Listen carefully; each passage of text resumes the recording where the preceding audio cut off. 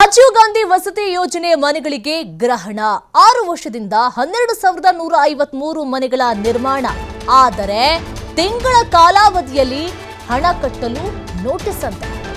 ರಾಜೀವ್ ಗಾಂಧಿ ವಸತಿ ಯೋಜನೆ ಫಲಾನುಭವಿಗಳಿಗೆ ಈಗ ನೋಟಿಸ್ ಬಂದುಬಿಟ್ಟಿದೆ.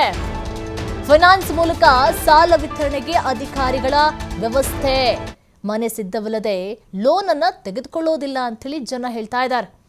ಗಾಣಿಗರಹಳ್ಳಿಯಲ್ಲಿ ನಿರ್ಮಾಣ ಆಗ್ತಾ ಇದೆ ಮನೆಗಳು.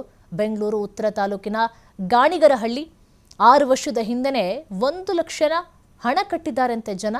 ರಾಜೀವ್ ಗಾಂಧಿ ವಸತಿ ನಿಲಯದ ಅಧಿಕಾರಿಗೆ ಜನರು ಮುತ್ತಿಗೆಯನ್ನು ಹಾಕಿ ಆಕ್ರೋಶವನ್ನು ವ್ಯಕ್ತಪಡಿಸ್ತಾ ಇದ್ದಾರೆ. ಮನೆಗಳು ನಿರ್ಮಾಣ ಆಗ್ತಾ ಇದೆ ನೋಡಿ. 6 ವರ್ಷದ ಹಿಂದೆನೇ 1 ಲಕ್ಷ ಹಣವನ್ನು ಕಟ್ಟಿದ್ದಾರಂತೆ ಜನ.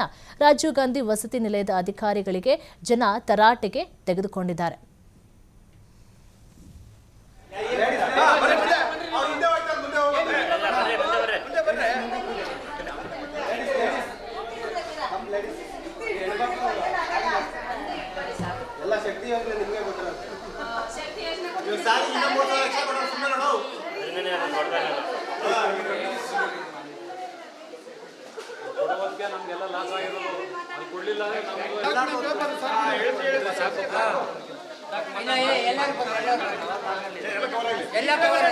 ಎಲ್ಲ ಕವರ್ ಮಾಡಿ